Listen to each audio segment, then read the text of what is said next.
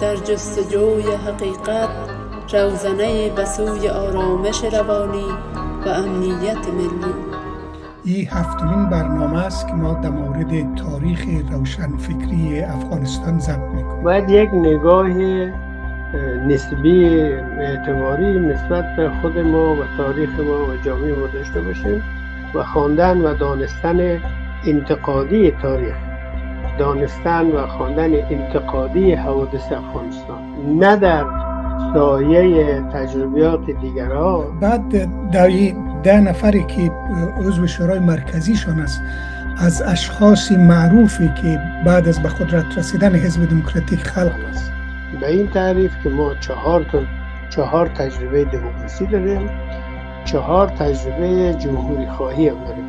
جمهوریت دموکراسی اول که دموکراسی دوره شاه محمود خان است، یک فضای اجتماعی خاصی به وجود آمد که از نظر بیشتر روشنفکرای افغانستان، مورخین افغانستان، نامایشان سر زبان ها افتاد، مثل نور محمد ترکی، حفیظ الله امین، ببرک کارمل. اینا هم بودن صاحب یا نه؟ ادامه اینا بعدا سر بلند میکنه، مثل 10 سال بعد در دهه دموکراسی اونایی که در مثلا ببرک و ترکی و اقتداد اینا آدمای اصلی، اینا در بوسیدالمیان فعال. سوالی است که در وقت امیر حبیبالله خان یک حزب سری در ارگ تشکیل شده بود که میگن اماندالله خان هم عضو همون حزب بود. فعالیت‌های سری داشت که بعد بنا به نوشته غبار باز افشا شد، لست ازی به امیر رسید و هم بسیاری ها را بندی کرد. یا چه هدف داشتن؟ رادیو کتاب متعهد به بی‌طرفی رسانه‌ای، همگام با نویسنده ها و همسو با حقیقت. امروز 10 جدی سال 1404 برابر است با 31 دسامبر 2025 میلادی. عرض تبریک دارم خدمت دوستا به مناسبت میلاد حضرت مسیح علیه السلام. از خداوند بزرگ خواهانم تا سال نو همه ما مبارک، میمون، با صلح و سلام همراه باشد. این هفتمین برنامه است که ما در مورد تاریخ روشنفکری افغانستان ضبط میکنیم. محور اصلی از این برنامه دکتر صاحب سید عسکری موسوی است که الحق و الانصاف هم تاریخدان است و هم آثار مثبت در ادبیات معاصر افغانستان گذاشته است و امروز هم فرمایشات ایشان در قسمت اول برنامه میگیریم، بعد آستا پیش میریم. دوستایی که صحبت داشتن لطفاً دست الکتریکی خود بالا کنین، اگر او را نمیتونستین دست فیزیکی خود بالا کنین هم درست است.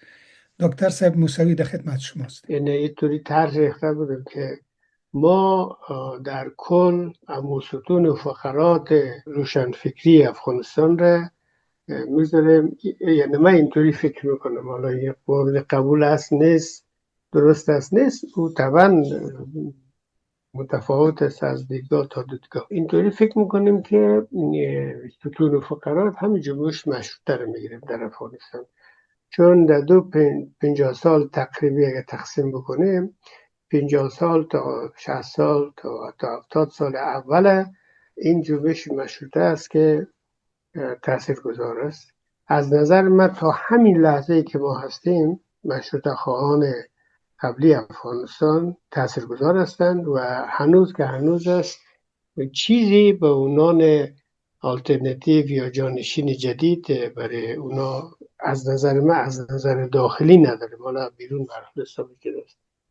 و این خاطر من یک دفعه به طور کلی مرور کردم که به یک روایت ما 4 جنبش مشروطه داریم که جنبش 4مش همون دوره شاهی مشروطه، دهه دموکراسی، دهه قانون اساسی، هر چی اسمش بذاریم، و قوانین و اینا رو که برگردیم به طور نسبی در نسبت جامعه افغانستان و در نسبت گذشته‌هاش، این دوره 10 ساله دوره مشروطه شاهی مشروطه است. شاه میگم من مسئولیت ندارم و تمام قدرت یا اکثریت قدرت گذاشته شده به مجلس مؤسسان یا شورای ملی و شورای ملی به اندازه توانایی داره که 5 تا صدر اعظم تغییر میده. حالا اینو به عنوان یک پیشنهاد قبول کنیم.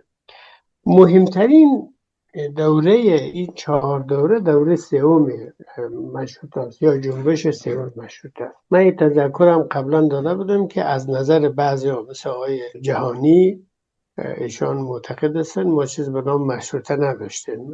یعقوبی اسنام یک جایی هم چیزی گفته، ولی خب اسناد و مدارک فراوان ما داره که چی خارجی چی داخلی در همون زمان به وقت گزارش میدن میگن که constitutional movement. برحال مهمترینش همون 7 سال دوره شاه محمود خان یا دوره دموکراسی اول است. به این تعریف که ما 4 تجربه دموکراسی داریم، 4 تجربه جمهوری خواهی هم داره. بینه جمهوریت دموکراسی اول که دموکراسی دوره شاه محمود خان است، یک فضای اجتماعی خاصی به وجود آمد که از نظر بیشتر چندفکرهای افغانستان، مورخین افغانستان، کسانی که در روی مسائل اجتماعی داخلی افغانستان کار کردن، این دوره بی‌نظیر است از هر لحاظ، مخصوصا بخشای اول، سالهای اول آمدن شاه محمود خان. و چیزی هست که تکرار میشه در دهه قانون اساسی یا دهه دموکراسی. من یک تاکید، یک مکس کوتاه همین دوره دارم که چرا این دوره خیلی بسیار تاثیرگذار و مهم است. ما در این دوره 5 بازیگر بسیار مهم سیاسی اجتماعی در افغانستان داریم.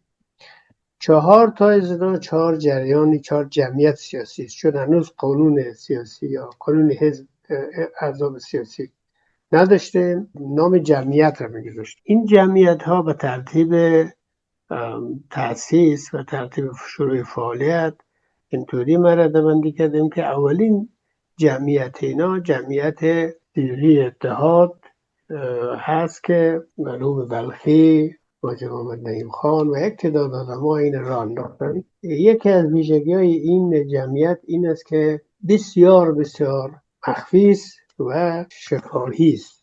یعنی اثر مکتوب اینا عمدن نمی‌ذاشتن به خاطر اینکه می‌ترسیدن، به خاطر اینکه فکر کردن که از استخبارات اینا به دشمن که از نظر اونا حاکمیت مطلقه خاندان آل حیا بود، از اینا خود حفظ میکنن. بنابراین ما به جز البته در منابع خارجی چیزهای زیادی کم کم پیدا میشه، ما یه چیزهای جدید رو پیدا کردیم در گزارش‌هایی که خارجی دادن، ولی به طور کلی در داخل با تا هنوز به تنها چیزی که ما داریم گزارش‌های این ور و ور، یادداشت‌ها، گزارش‌های پراکنده است و مجموعه کلیات اشعار مرحوم بلخی است که روایت بسیار جالب و بی‌نظیری به زبان شعر از اون دوره داره. حالا این سری اتحاد خوبیش یکی از ویژگی‌های دیگه این است که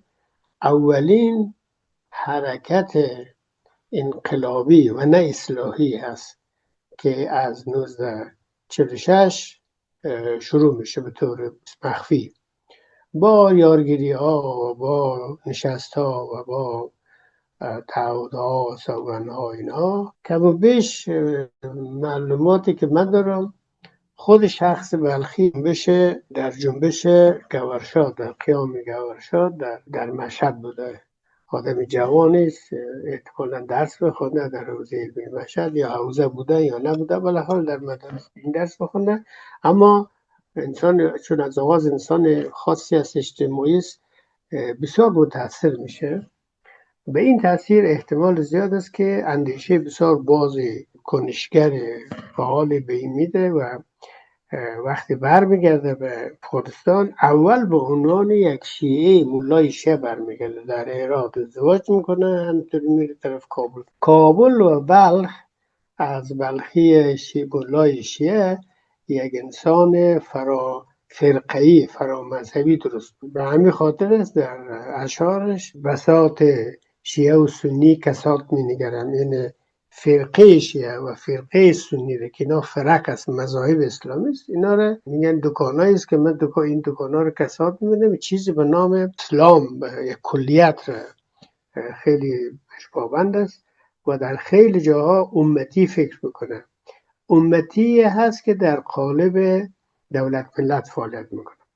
حالا از این آقای بلخی یا از این سری اتحاد ما یادداشتایی در خاطرات آقای خلیلی داریم، خلیلای خلیلی داریم، در یادداشت‌های کم و بیش از اون دوره از سیاسیون گزارش‌های داریم، بیشتر شفاهی داریم. بعضی از صحبت‌هایشان در صحبت‌های خصوصی که بعد از آزاد شدن داشتن هم بعضی چیزا دیده بشه، ولی ما نه روی از کسی کار کرده، نه متاسفانه شوقی هست که کار کنه یا آگاهی و اهمیت این مسئله و کار زبدی نشده. چیزهایی هم که نوشته یا مثلا در مقدمه کتابشون نوشته شده بیشتر متاسفانه ما دچار یک مرض هستیم که انسانهای بزرگ خود کوچک میسازیم، افکار بزرگ خود کوچک میسازیم. مثلا جایی که بگیم این یک آدم جنبش ملی کلان اینطوری بود،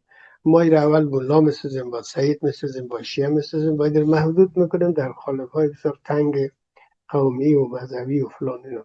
و از این لحاظ طبعا برداشت‌ها و برخوردهای ما چیز است، تنگ نظرانه و متعصبانه است. اما بلخی با فراتر از دام جنبش تیر اتحاد چیزی که من دارم، چون ما عرض کردم به خاطر شفاهی بودن سری بودن کتوبی نداریم که تأسیس شد، اما نمونه های فعالیت های ادنا را به مجرد روی کار آمدن شامور خان و برداشته شدن قیودات و دیکتاتوری بسیار وحشتناک هاشم خان و اینکه سازمان ملل به وجود میاد و ما تحت شرایط سازمان ملل افغانستان هم مجبور بشه کمی جامعه رو باز کنه و دموکراسی اعلان میکنه، اینا فعالیت خود شروع کرده بودن یا آماده بودن، آماده ترین اینا بودن. 1946 رو من اشاره میکنم شروع فعالیت این نام است که آمدن شامور خانم با عنوان صدراعظم است. کسانی که در اینجا هست اشاره میکنم به خاطر اینکه اون دفعه آقای محسنی گفتن چرا نام فلانی رو شما نگفتین. خود علامه سید اسماعیل بلخی هست که فکر کنم گرداننده اصلی است، خواجه محمد نعیم خان زوری هست، قماندان امنیه سابق کابل بوده بود، محمد ابراهیم خان معروف بچه گوسوال یا شانور بوده، میرعلی گوهر قربندی، قربان نظر خان صاحب منصب انخویی از چیز بوده، از اون منطقه انخوی، سید محمد اسماعیل لولنجی معروف، محمد اسلام خان از جغرافی جاغوری و سید اسماعیل لولنجی، آقای بلخی، تک و توک اینا رو، ابراهیم خان گوسوار، اینا رو از نزدیک دیدم خوشبختانه، هرچند ما نمیفهمیدیم که اینا چی میگن. دومین جریانی که در ادامه دموکراسی شاموتان، دموکراسی اول یا تجربه دموکراسی اول ظهور میکنه ویش ظلمیان یا جوانان بیدار از قندهار شروع میشه. اینها هم مشروطه خواستن و اصلاح طلب هستن. اون چیزی که ویش ظلمیان را متفاوت میسازه، البته نه همه اعضای ویش ظلمیان به همین خاطر چند سال طول نکشید که ویش ظلمیان چی شد از هم جدا شدن و افراد بسیار برجسته ای از ویش ظلمیان جدا شد، ولی اونها میگفتن که بله دموکراسی باید بیاید، مشروطه باید بیاید، تحولات باید بیاید، اینا بیاید. اما یکی از خواسته های استثنایی که ویش ظلمیان داشت مسئله زبان پشتو و گرایش به قومی که در این گروه وجود داشت اینم بود. اما به هر حال اینا مشروطه خواه بودن، با همه مشروطه خواه و آزادی خواه رفاقت داشتن، نشست برخاست داشتن. با ادامه مبارزات یا با ادامه فعالیت ها ویش ظلمیان افراد و گروه چیزای زیادی از اینا جدا شدن. یک تعداد اینا ماندن و اون تعدادی که ماندن ادامه دادن و تبدیل شدن به یک جریان بسیار قومگرای، قوم‌محور عجیب و غریب در دهه دموکراسی اینا سر بلند کردن. در اینجا با جریان‌های خرد زیاد داریم، مثلا از چیز جمعیت به نام پشتونستان داریم. پشت سر این جناح که ادامه یافت داود خانم بود و تا دهه قانون اساسی هم اینا ادامه دادن و در اونجا در قالب دو جریان اعضای ویش ظلمیان ظهور کردن یا در قالب دو جریان ادامه یافت حالت ندارد. جریان ویش ظلمیان خیلی تاثیرگذار بود از لحاظ در بخش فرهنگی افغانستان. یک فرهنگ بسیار عجیب و غریب رو وارد افغانستان کرد که متاسفانه به دلایل در دراز مدت باعث بسیار مشکلات هم شد. بعداً دو جریان دیگه که تقریبا همزمان شروع به فعالیت کردن، جریان جمعیت وطن است و جمعیت ندای خلق.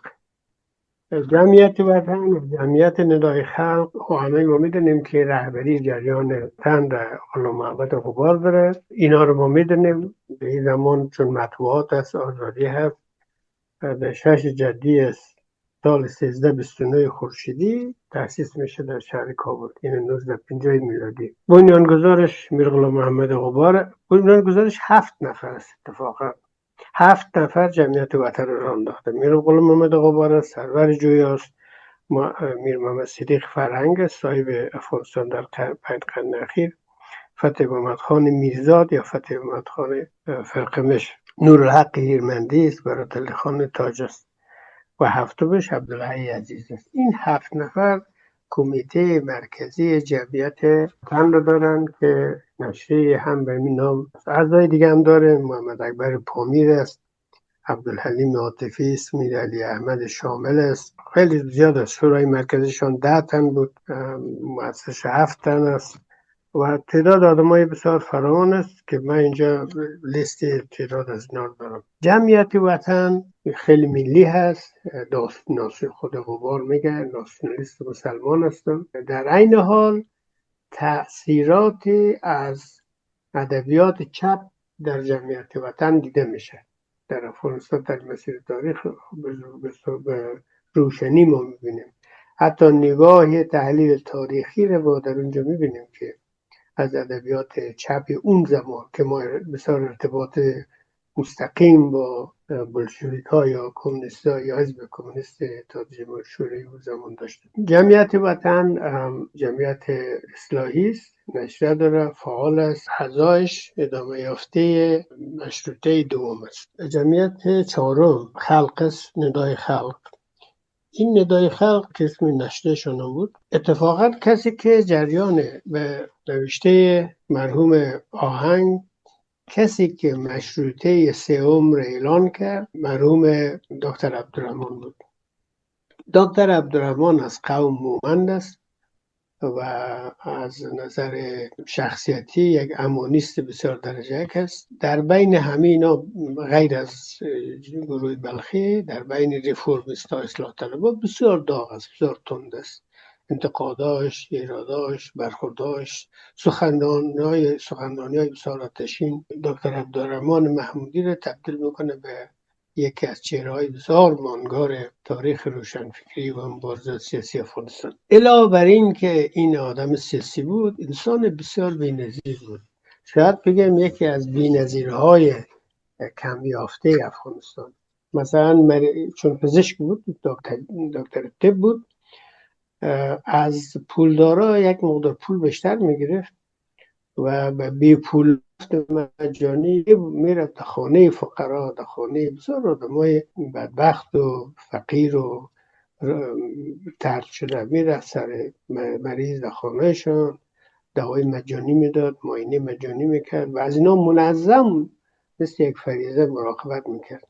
یکی از عجایب این است که مردم، بخشی از مردم کابل اینطوری خبر شدن که عبدالرحمن محمودی نیست دیگه، چون دیدن یک چند روز است یا مدتی هست که اون دکتری که میامد اینا رو نسخه میداد، دوای مجانی میورد، معاینه میکرد، مراقبت میکرد، او دیگه نمیه. بعدن فهمیدن که عبدالرحمن محمودی فوت کرد. عبدالرحمن محمودی خب برادرایش هم در می جریان بود، دکتر عبدالرحیم محمودی. اینا برادران دکتر عبدالرحیم محمودی در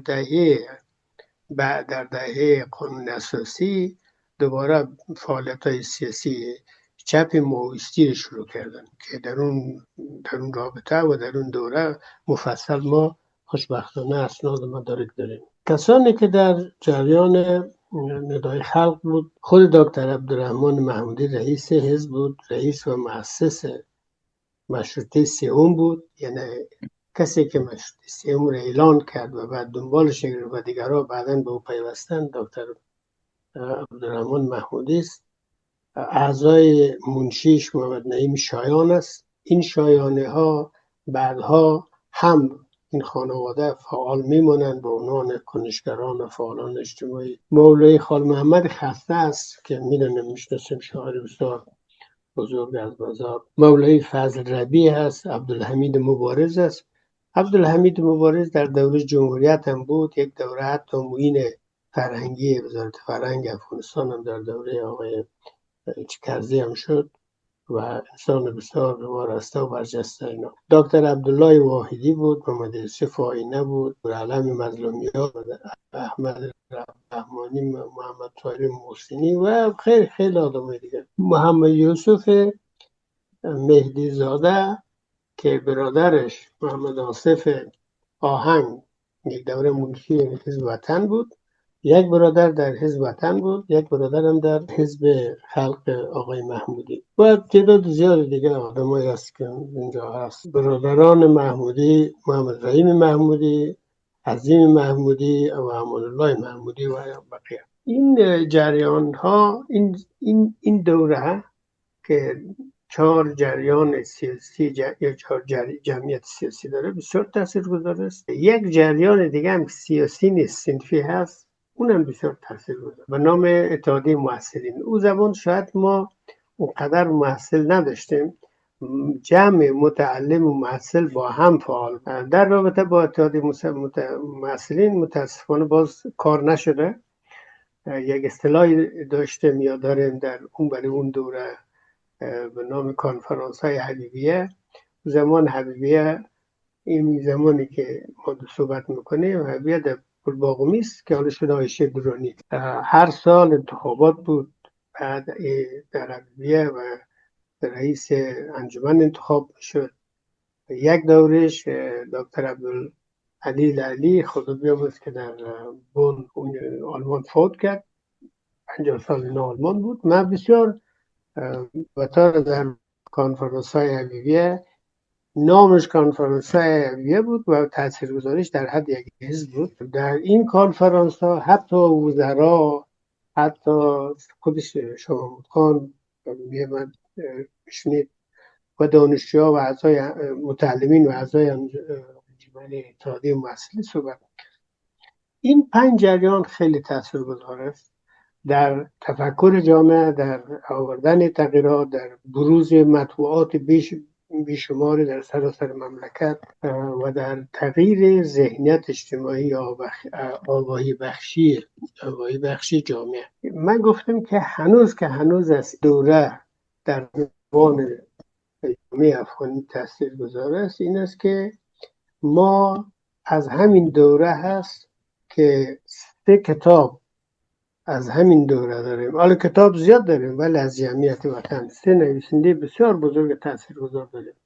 یکیش غبار است، همه میدونیم که غبار تاثیراتش مشخص است و بعضی خیلی مبالغه میکنه و در حد یک تاریخ نگار کشوری یا ملی، یا اگه اصطلاح ملی بتونیم بیاریم، دائما بی‌نظیر است. مخصوصا جلد دوم غبار بسیار جالب است. دومش میر محمد صدیق فرهنگ است که کتاب معروف داره، مقالات هم داره. سومش محمد آصف آهنگ است که جلد اول کتابش را سال 2020 در کابل با کوشش‌های ما و پسرشون چاپ شد، نام تاریخ افغانستان. محمد آصف آهنگ. هر 3 تای اینا مورخ هستن، اما 3 نوع دیدگاه دارن و جالب هست که همدیگر را نقد میکنن. اختلاف نظرهای فراوان بین آهنگ و بین غبار است. مثلا در دهه دموکراسی غبار خود دور میگیره از دولت، حتی از در آغاز با حزب و مؤسسان حزب دموکراتیک خلق است، از اونا میبره، کاملا خود دور میگیره از سیاست و سیاست بازی اینطوری. اما فرهنگ میره همکاری میکنه در دهه دموکراسی جزء کمیسیون تصویب قانون اساسی است و همسال. آصف آهنگ هم تا اون جایی که بهش فرصت داده میشه در فعالیت‌های اجتماعی هست. اما کتابایشونه که ما ملاحظه میکنه، من خوشبختانه هر 3 تا اینا رو مرور کردم. افغانستان در مسیر تاریخ در سال 1358 اگه اشتباه نکنم برای نخستین بار من در ایران تکثیر کردم با یک مقدمه 2 صفحه‌ای که حداقل 20 بار در ایران این تجدید چاپ شد و 26مین چاپش هم من دیدم. افغانستان در 5 قرن اخیر هم 26 تا 26 بار چاپ خورده که ناشرهای مختلف. من چاپ اولش در زمان مرحوم آهنگ که در 3 جلد نوشته شده بود اونم من دیدم که به صورت عادی آقای قوی گوشان تایپ کرده بود در نشریه امید. و چاپای بعدیش هم دیدم آخرین چاپشون که ضیای فرهنگ پسرشان با نسخ اصلی با یادداشت‌هاشون کار کرده، اونم من دیدم. و خوشبختانه آقای صف آهنگ در 2015 فکر کنم اول 2015 یا اواخر 2014 من در هرات بودم. یکی از خاطرات بسیار خوش و افتخارات من این بود که با این نسل با این بزرگان چطوری میتونستم وصل باشیم. ایشان زنگ زدن و من اجازه دادن که من کتابشون کار کنم و جلد اولش چاپ، جلد دومش متمرکز روی حزب دموکراتیک خلق است، زیر کار است. حالا این کل جریان مشروطه خواهی است که مهمترینش دور سوم. در دور سوم هنوز اصلاح طلبی غالب است. نه یک دان است، یک دان اتحاد سری یا سری اتحاد علامه خیز که اونا دیگه اعتقاد به چیز ندارن. از نظر من برای اینکه ما بفهمیم که روشن فکر کیه در قالب در کشور خود ما، بفهمیم که روشن فکر کیه هست، روشن فکری ملی یا روشن فکری مردمی ما یا روشن فکران ما کیا بودن، ما از کجا شروع کردیم، چه کارهای، چه تجربیات، چه شکست‌ها، چه پیروزی‌هایی داشتیم، باید یک نگاه نسبی اعتباری نسبت به خود ما و تاریخ ما و جامعه ما داشته باشیم و خواندن و دانستن انتقادی تاریخ، دانستن و خواندن انتقادی حوادث افغانستان، نه در سایه تجربیات دیگرها و نه حتی در سایه نظریات دیگرها، چون هر نظریه درون تجربیات زیسته اون جامعه می بیرون. ما طبعا باید همین نظریات رو بدانیم، هر قدر بتونیم بفهمیم، باید بیشتر هم بفهمیم، اما باید هضم کنیم، یعنی خودی بسازیم در درون جامعه خود ما. اینا آخرین حرف من این است که گشت و گذار ما از 1904 که من بارها رفتم آمدم به اندازه که مقدور بوده، به اندازه توانم. عجیب است که در 50 سال اول یا در 70-60 سال اول روشن فکران افغانستان، اونایی که در رده بالا بودن، غالب 80% 90% وزنه بر همگرایی و قبول داشتن همدیگه. اختلاف نظر طبعا بوده و این خوب بوده، دوری از تفرقه های گوناگون بوده. اون چیزی که ما داریم 50 سال دوم ما با این جریان روشنفکری نداشتیم و جریان‌های سیاسی داشتیم، افراد روشنفکر داشتیم. همه اینا دچار گرایش‌های قومی، زبانی، مذهبی، سمتی و این مسائل شد. یک پندی که ما میتونیم بگیریم از گذشته این است که روشنفکر واقعی فراتر از خرد مسائل کوچه بازار است و باید خودش رو و جامعه خودش رو به طرف بالا بکشه، به طرف اطلاع بکشه و باعث تغییر مثبت جامعه باشه و امیدوار هستیم که اینطوری پیش بریم. خیلی ممنون. یک دنیا تشکر دکتر صاحب بزرگوار، خیلی شیرین بود. یقینا بیننده ها حد اکثر استفاده رو میکنن. من فقط چند سوال دارم، اگر شما لطف کنین جواب بتین. وقتی که جمعیت وطن میگین آیا امو هسته اولیه حزب وطن است؟ بله جمعیت وطن نامش است. ما 2 وطن داریم، یک وطنی که دکتر نجیب آورد، این خوب چیز دیگه است. این شکل نه، جمعیت وطن همون است که یک نشریه هم داره به نام وطن. هم عرض کردم که مؤسسش 7 نفر است و شورای مرکزیش 10 نفر است و در این رابطه بعضی دوستا کار کردن. آقای مشوف یک مقدار کار کرده از هرات. بله منظور من از جمعیت وطن همون وطن است که غبار رهبریش داره مؤسس. دایی 10 نفری که عضو شورای مرکزیشون است، از اشخاص معروفی که بعد از به قدرت رسیدن حزب دموکراتیک خلق نامایشان سر زبان افتاد، مثل نور محمد ترکی، حفیظ الله امین، ببرک کارمل، اینا هم بودن صاحب یا نه؟ نه اولا که این آدم زمان جواناست، به اینا به دید جوان نگاه میشن، نه به دید آدمای جدی. از عجایب این است که کسانی که حزب دموکراتیک خلق ساختن، همون گروه 7 نفری یا اونها 7 نفری که انتخاب شد، غبار از کسایی است که از چیز آمده، از مشروطه سوم آمده، خود ترکی از مشروطه سوم آمده، اینا از فعالین مشروطه سوم هستن. ولی جالب اینجاست که اکثریت کسایی که آمدن، مثلا ترکی خودش در وجدالمیان فعال بود، به عنوان یک جوان فعال، به اندازه که به هر حال اون زمان ببرک کارمل جوان بسیار فعال است. اتفاقا در اسناد مدارک به او به عنوان جوانی که زیاد جدی نمیگیرن. اما او زمان حلقه بندیه در دهه خفقان صدر اعظمی داود خان، او زمان که جمعیت ها را همه را انداخت زندان و 10 سال این آدم ها رفتن زندان، هم 14 ساله که میگن، 10 سالش اکثریتش بیشتر از زمین 10 سال چه داود خان است. در این دوره فعالیت های جالب است، فعال جمعیت های فعالیت سیاسی هست.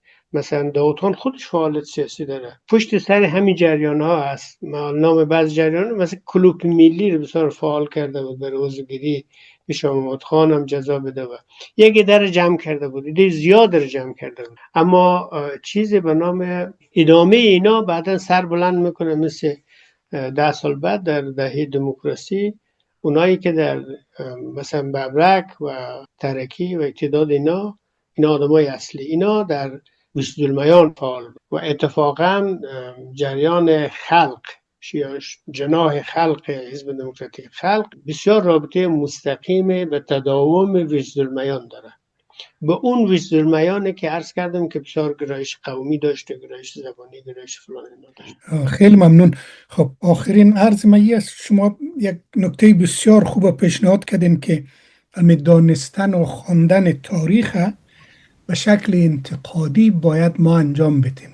من فکر میکنم در این مورد 1-2 برنامه ما باید ضبط کنیم. صاحب شما اگر وقت داشته باشین.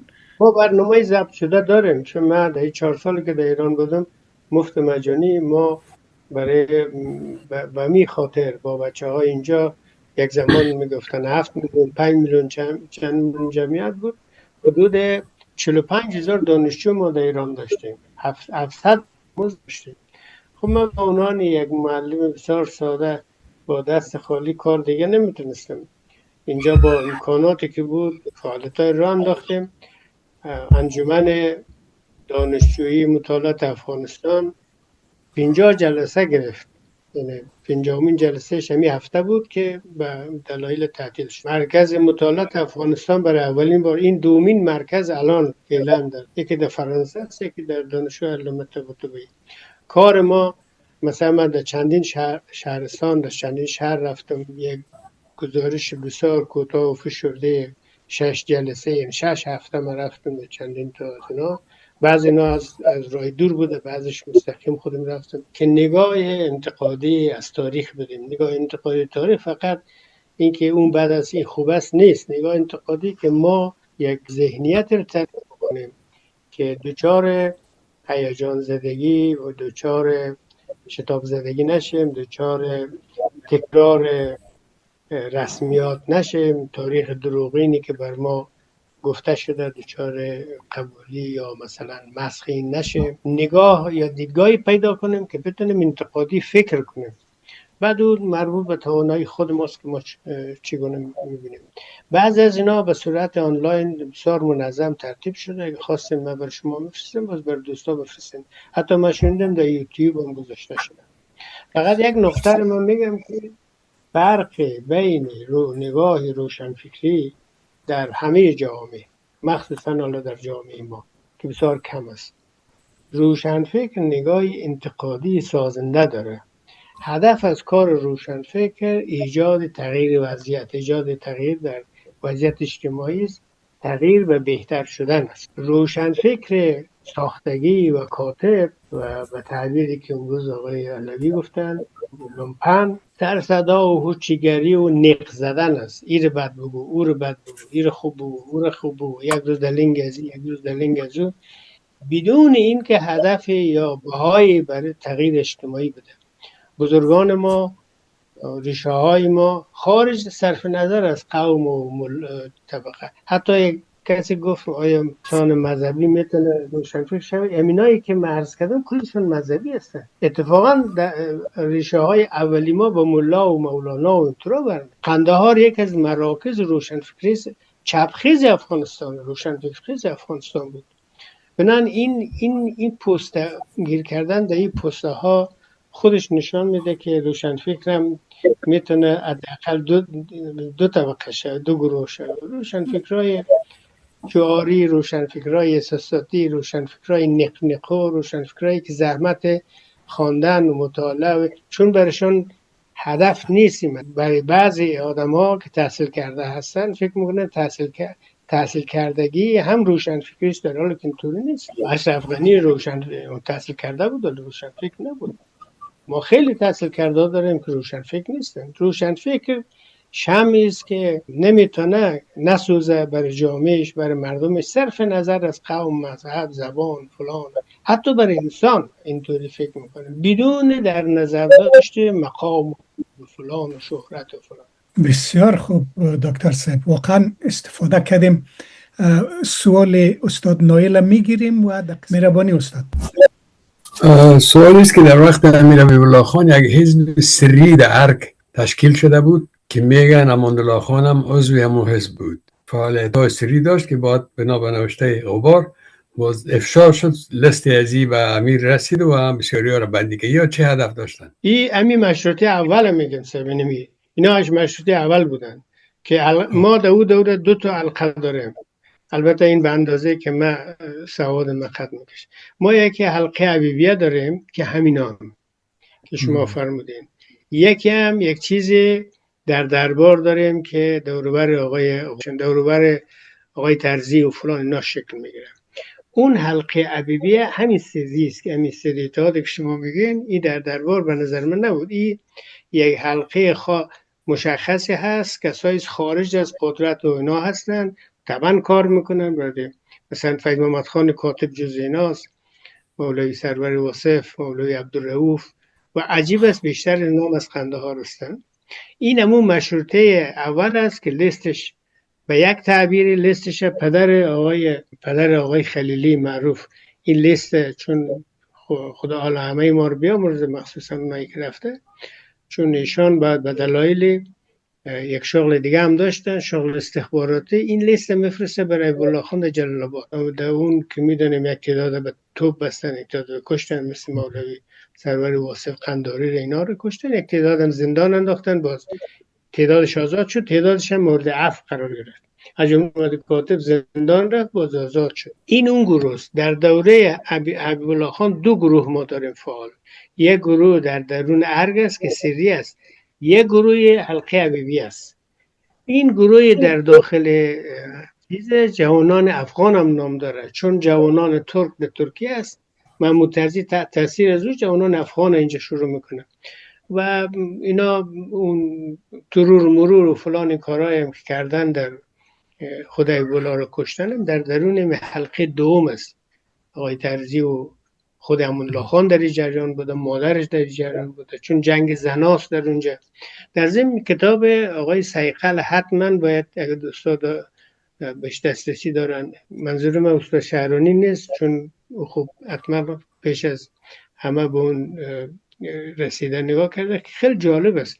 جنگ بین دو تا از زنای مهمش، خوار نادرخان و مادر امان‌الله خان، یک جنگ از رقابت هست که در درون امارت نشین که دربار اینا. این گروه دوم است. این تروریستای کسایی که اولا رو ترور میکنن گروه اول نبود، چون اونا از قدرت کاملا کنار گذاشته شده بودن و یک مقدار زیاد اینا از بین رفته.